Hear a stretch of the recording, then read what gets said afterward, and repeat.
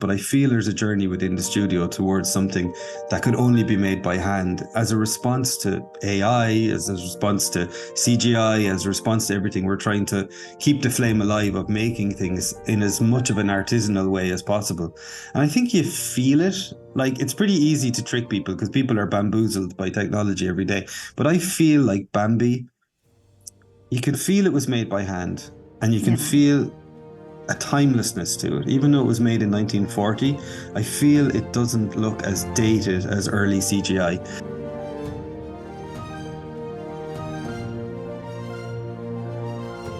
Tom, it's so lovely to meet you, Yeah, Auntie. finally, yeah. Yeah, finally. And it's so amazing the work that you're doing, and you're an animator and a filmmaker, and you're also the co-founder of Cartoon Saloon. Mm-hmm. Yeah, and yeah, many hats I have to wear all the time. Oh, really? Yeah. But what amazing work that you're doing, because I see you've been 5 times nominated for Academy Award. You've been nominated for BAFTA, for Golden Globes, and Even won a BAFTA. oh, really? It's nice to Amazing. win. It's nice to win and not just be the Yeah. bridesmaid all the time, Well, I think just to be nominated already is, For some sure, credit for for sure. for the work that you're doing. Especially, I think, for a little studio from the middle of Ireland that's not necessarily, you know, Yeah. in the center of the cultural conversation most of the time, but perhaps, Yeah. perhaps increasingly it is. But now, where did you start with this company? Me and Nora and Paul are the shareholders, Mhm. and we all went to college together in Yeah. Ballyfermot College in Dublin. And at the time, I had spent my teenage years here in Kilkenny, where I grew up, as a member of Young Irish Filmmakers, which was a group for teenagers to make their own films. And in the 1990s, that was quite empowering. We didn't have these amazing devices like smartphones where you could make a movie all on your own. Mhm. But we joined Young Irish Filmmakers, I feel, back then for the technical know-how, learning how to use a camera and editing, and we wanted to make our own films. But what I think was most important was in college and in Young Irish Filmmakers is we learned that the technology constantly changes, but working together as a team, being able to make something bigger than you could all on your own was the real skill. And Yeah. so I realized that if I wanted to make some interesting projects, I would need to kind of rope in a gang of friends. And that's what I managed to do. So there was a group of us, about 10, that came down from college in Dublin back to Kilkenny, to my hometown.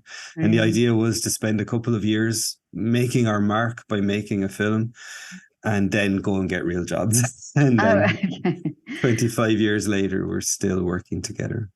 Amazing. But now, in those times, so you initially you did film, and how did you do these films? Because you said the technology changed, but what was the first camera that you used for filmmaking? Back when we were in Young Irish Filmmakers, first Yeah. we had a Bolex camera, and then we moved to digital cameras. And I mean, we used an Amiga and a Genlock to edit. Like, it was Really? really 1990s stuff. And Yeah. then in college, we still were using Amigas, but we moved to line testing, and we still had a film, like a proper big 35mm camera, but we hardly used it because by the time I graduated in 99, 2000, even hand-drawn animation had moved almost entirely to virtual cameras.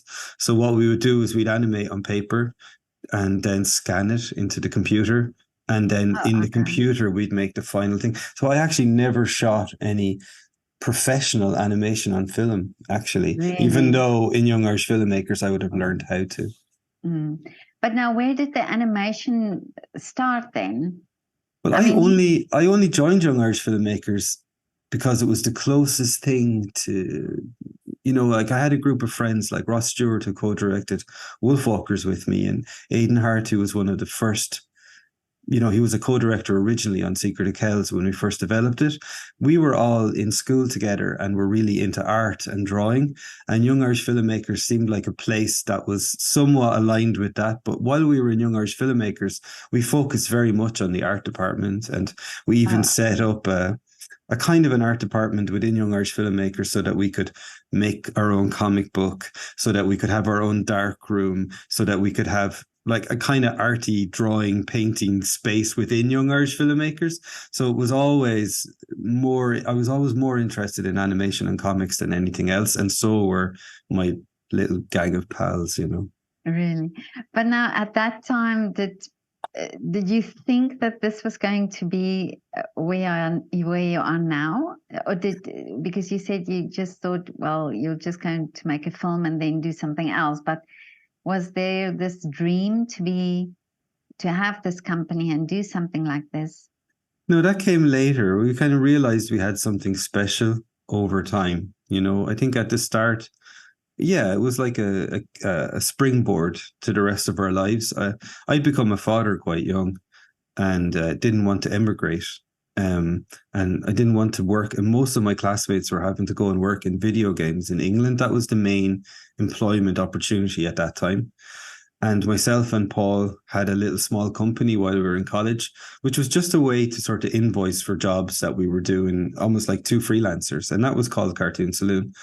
And so Cartoon Saloon and then the Young Irish Filmmakers support of us making our first film, which was just giving us a space and a little something like the unemployment assistance, you know, something about that level to live on.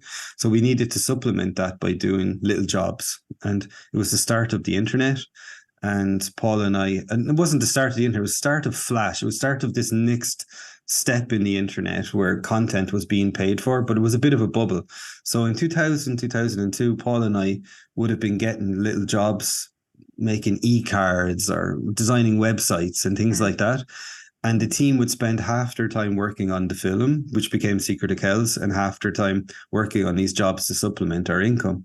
But it was all just making ends meet. It was all just, you know, getting by until we either got the finance to make our film or we had to disband and go and get jobs. And I think it was around 2005 when our first series, Kung Fu, and our first feature, Secret of Kells, were in production, that we moved out of Young Irish Filmmakers and we took our own studio space, and there was like 80 of us by then. And then I sort of felt, oh, well, this is an option. Like, I don't need to go and get a real job after this. This is a way to work. And I started to dream of making not just one film, but a trilogy. And I had the idea for Song of the Sea and some concept that there was a third film would be nice and we'd make like a trilogy. So that became really my focus for the first 20 years of the company, was trying to create a culture and a space and everything that we could make our own films independently without having to go and pitch ideas and work in a bigger studio. Yeah. But now you said that you work as a team, and this is also something that I heard from animators that I talked to, that animation is something, I mean, filmmaking is something where you need the team, but in animation itself as well, it's so important, this team, Yeah. because it's, yeah. Well, do you remember So, earlier I said I learned how to work with other people at Young Irish Filmmakers, and all the technology that I mentioned back then is obsolete now. But those soft skills of working with other people, I think, are the skills that have helped me the most over the years. and how do you get, because you talk about the ideas that you have, how do you get the people that understand these ideas? Because I always think as if you have the story and you have to create the story and you need people to do the animation and to help with the film. How do you get them to understand what is the dream or the idea? You mean funders or staff that work with me? The staff that works Oh, with you, the creative side, because I think you all are creative people, so you all must have an idea of something, but how do you get these ideas together? wow. That's a big question. I mean, there's some things that are just um, standard for animation in that we have to storyboard and make concept art. And the storyboards and the concept art are the first step in any production to communicate to the rest of the team what you're aiming for. And while we were doing commercials and jobs like that to pay the bills, we learned a lot of ways to kind of box clever, not harder. So we would do things like make concept art that we knew was already not just inspirational, but actually could be what the final film looked like. And I think because everybody was an artist and everyone contributed to that concept art and to the story, they all felt like fellow filmmakers. So we kind of felt like we were all in it together. And perhaps one of the most difficult things in the early days was establishing how much of a hierarchy we wanted.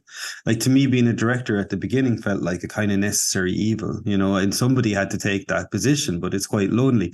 And um, and I've been on a journey my whole career to include everyone who works with me as a fellow filmmaker, and at the same time not let it devolve into a committee of compromises. Oh So yeah, it's yeah. it's such a balance for me. So I communicate by my preference is why it was hard to get this call set up is my preference is to sit with the crew and to work side by side with them rather than to sort of be in an office and dropping in. That's my preferred way to work because it feels more organic and natural. It has upsides and downsides, and we certainly had to adapt during the pandemic, which was hard.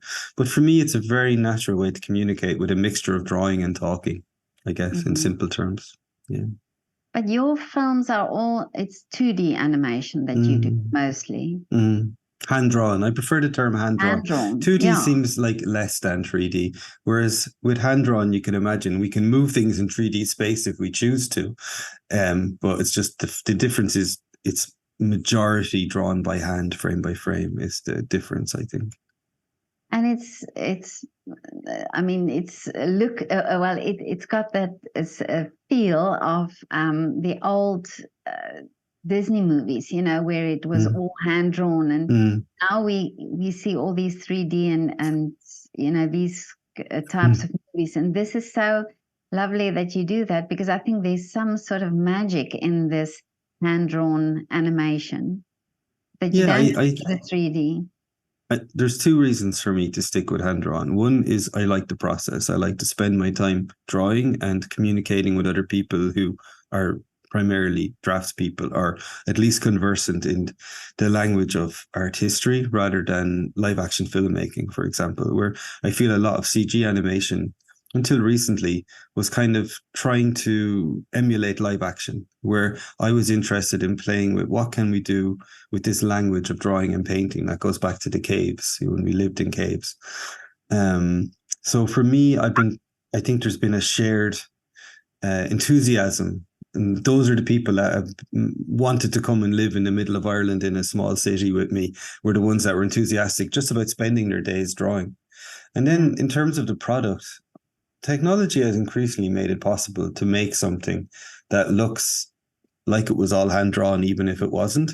But I really. do, yeah, when I see things like the Spider Verse and some recent films, there's a movement now, which is more recent, towards something that looks very like comic book style, which could be done hand drawn or it could be done as they do with CG. So to me, it doesn't really matter. It's the I remember years ago, um, Nick Park, who makes the stop motion animation in Aardman, the plasticine, Wallace and Gromit, and Oh Chicken yeah, Run. yeah, yeah, And yeah, he was showing a test where a computer animator had emulated the look exactly, even down to putting his thumbprints as if he'd touched it. And he was like, "But I want to spend my day working with clay. I don't want to make yeah. a simulacrum of handmade. I want to make it by hand." And so that's the ongoing motivation for us to find the balance. Sometimes projects are more like they look handmade, but we've used the computer a lot. But I feel there's a journey within the studio towards something that could only be made by hand as a response to AI, as a response to CGI, as a response to everything. We're trying to keep the flame alive of making things in as much of an artisanal way as possible. And I think you feel it. Like it's pretty easy to trick people because people are bamboozled by technology every day.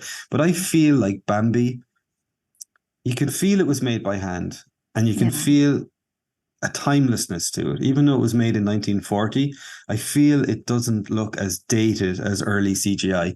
Like when I look at the first Toy Story from 1995, you can see the technology has improved and you can feel like this is an older movie. Whereas I look at the early Disneys, they kind of have the timelessness and agelessness of a picture book, a painting. Absolutely, yeah. So No, that's the mhm. advantage, in an audience way. So there's the in-house, we just want to draw, and then out of house, I think we offer something perhaps more timeless. Yeah. Mm.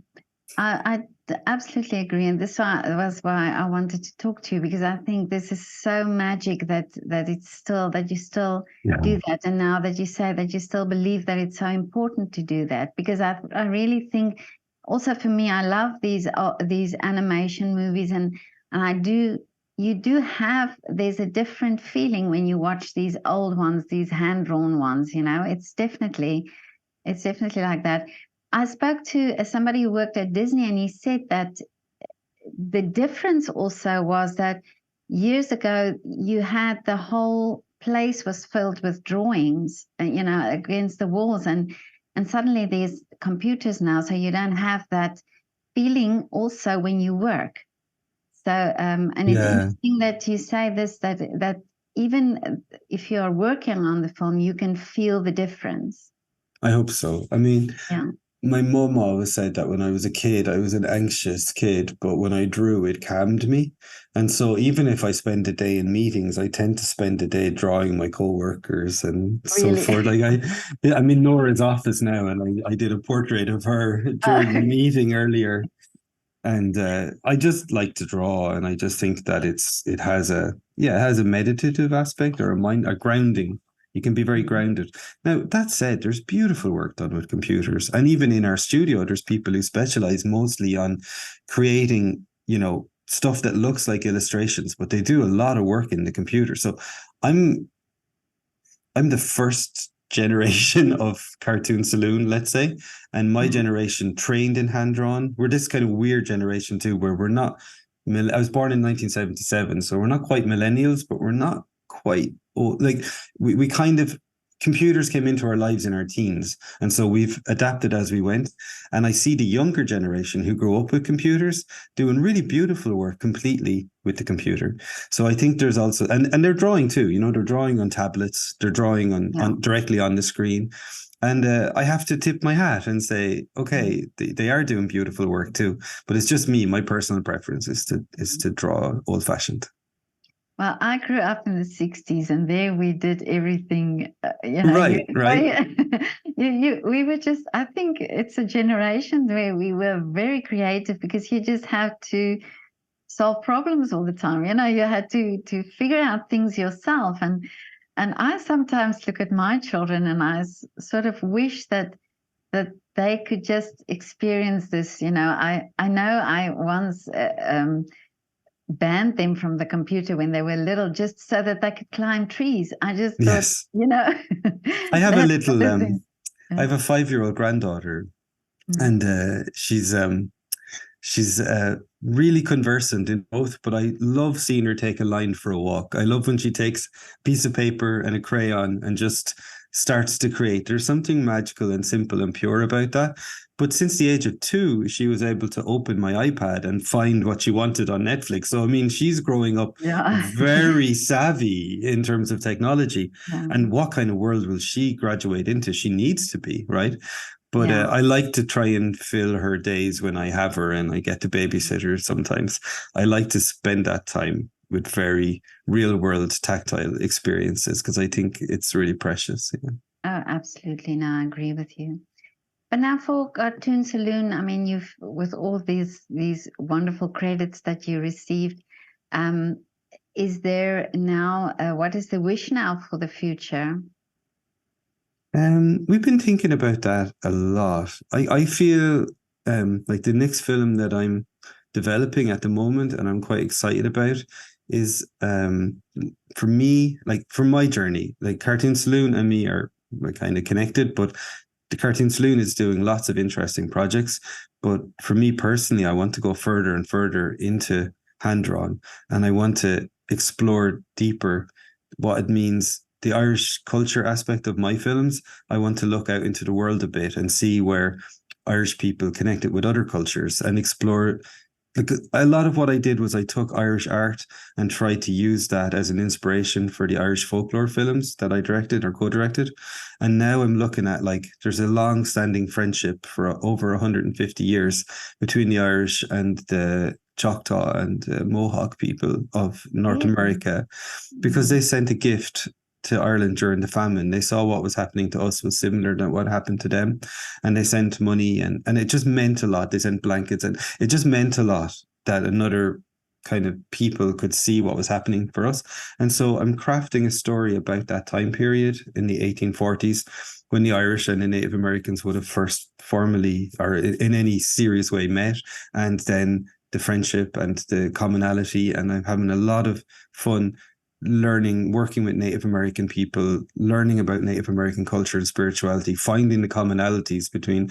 And for me, that sort of keeps me interested, because I feel like with the trilogy, I spent 20 years and I made 3 films very much based on Irish history and folklore. And now this is a subject matter and even an artistic style. I've been looking at a lot of traditional Indian painting and stuff, and learning from a Native Amazing. American artist called Waylon White Deer, who started to work with us, and I'm learning about other. So it's a really lovely way to explore my interests. And I feel there's another 3 movies there. There's deep connections between Ireland and Australia, big connections between Ireland and Japan. There's places that I can kind of explore and collaborate and co-produce with that I'd like to go to. But for the studio in general, I feel like we're coming to a place of a certain, we're out of that kind of what are we? Who are we? What do we do? And we're getting more sure of who we are. And we're trying to develop a slate that feels cohesive and consistent, and makes sense with everything we've done before, but is going in new directions. So Nora has her own ideas of projects she would like to explore. Paul is exploring very different universes, but still within the hand-drawn style. And then we have some talented directors coming up within the studio who we're excited to see the work that they do. So I think the next 15, 20 years will be exciting as well. Mm. But how amazing that you can use animation now to do this, to connect almost these different cultures Yeah, it's that you're doing. fascinating. Yeah, and it's Yeah. fascinating because we built a platform for ourselves, and now people are interested to see other things from us, which is lovely. It just keeps, it's like a snowball that keeps kind of growing. And the other side of the studio, which we never looked at before, but now we're of a size that it feels we can. So we're thinking about other stuff like a visitor center here in Kilkenny. That's a real workshop, going back to a place where kids can learn to draw, can experiment with animation, but in a hand-drawn traditional sense, where they maybe put their phone down and spend their time interacting in the physical world more. And then we also want to use the phones and have like artificial real or augmented reality experiences where they can explore Kilkenny or wherever, and through their phones they can see they can learn with our characters about nature, they can learn about history, and to try and use our kind of characters and our animation skills to kind of maybe push out of the studio into the world a bit more is something I'm excited about. So just around the town already, there's murals painted, a lot of murals painted based on our characters. And if you hold your phone up to a certain part, it plays an animation. So Wow. that kind of stuff is Yeah. exciting for me. Yeah. I always get so excited when I hear some projects where children are involved and where children can get this exposure to art. And now you're saying giving them the opportunity to come into this world of animation and seeing that. Because I think it's so important that, like you say, that children start doing it for real, that it's shown, taking the pencil and drawing the line themselves. That's, yeah, very, very important. Yeah, and there's something about outreach. There's something about reaching out of the studio now. It feels like we want to connect with our audience in that way too, and find audiences that way too. And animation is it's also a long process. A film to make a film is a long process, and this is also something that I think in this world where everything is so instant, that it's so also an important fact for children to realize that you've been working very long on this project, very long in the studio, and to create what you want. I think that patience and that discipline is something that draws a certain type of personality to animation.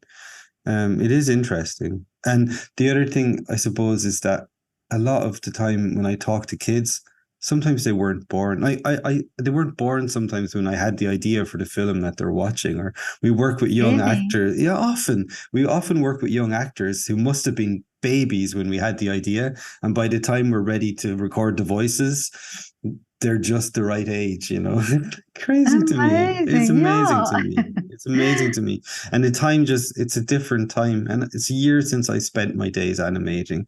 I still draw a lot, but I haven't spent my day animating. But what I loved about it was, especially animating on paper, it was a very meditative process. And there was something, I think, close to mindfulness that was really special about it, that I love to share that excitement with kids, that how exciting it is to spend your time doing that. But then at the end, you have something really interesting that is, more Yeah. than a drawing, it's alive, you know. But I want to ask you now something because I spoke to a composer once who still his first composition was handwritten. He didn't use any software, and he said that what he always found magic was when the orchestra played the music and he heard it for the first time, and it's like from the paper to the orchestra, that feeling and that almost it's better than he expected it.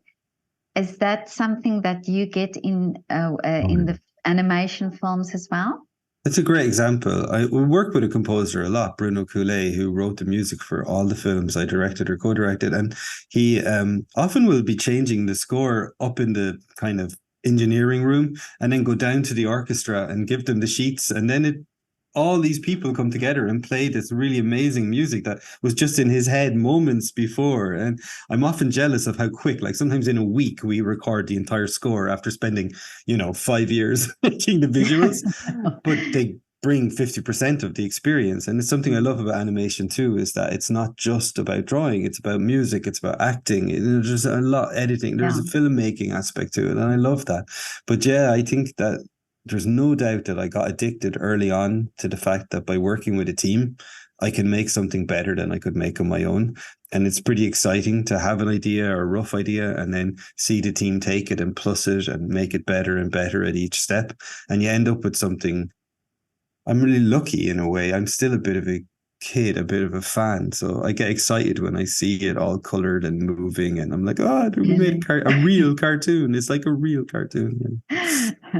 So you get a thrill when you see the film. I mean, there must be a point where you see the film for the first time, the whole film. Is that Um, Usually there? by usually by then you're absolutely exhausted because we make the Oh, is it? movie Okay. over and over again. So what happens to me is I try to take it out. Like we make it all really rough in storyboards.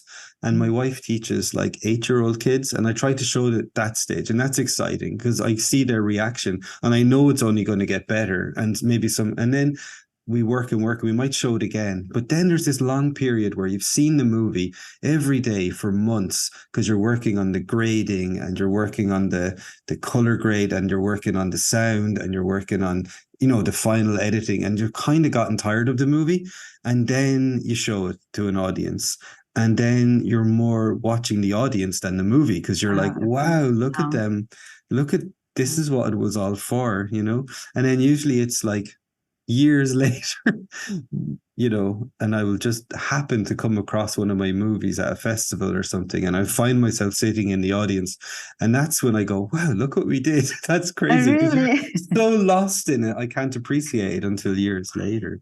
But Yeah. each step is thrilling for me. Like when we see the first scenes animated, that's exciting. When we see the first character designs, that's exciting. When we see the first uh, the recordings of the actors and someone does a lip sync and we say, oh, look, there's the character talking with the actor. Like each step is a thrill, I will admit. Yeah. And the humor as well in these films. Do you sometimes, when you develop these characters and the humoristic thing, do you get yourself where you say, let's let him do this or let's let him do that, because you're so in control of how you develop this character? Yeah, and then it's nice the way characters take on a life of their own and sometimes finding the voice. Like on Wolfwalkers, the little girl uh, was so talented. Eva Whitaker, and she brought so much of herself to it that made the character. It made Oh, us go yeah. back and Yeah. reimagine the character. So it's a bit back and forward. So the worst thing about Amazing. humor is anything that's funny is not funny by the because you've done it so many times, you know. But you just have to kind of remember that first moment, and then sometimes if the audience reacts well, then it's good. Yeah, yeah. Oh, Tom, this was so lovely to talk to you. Yeah, thank you, Petra. I love the idea. From the first time I heard of it, and the more I know what you're doing, it's amazing. And congratulations with this great work and for doing hand drawn animation. I love that. Thanks, Petra. I really enjoyed chatting to you. And have a much success with your next films, and also congratulations for this wonderful idea of working with children. I think this is so important. Thank you so much, and best of luck with the rest of the series. See you. Thank you. Bye.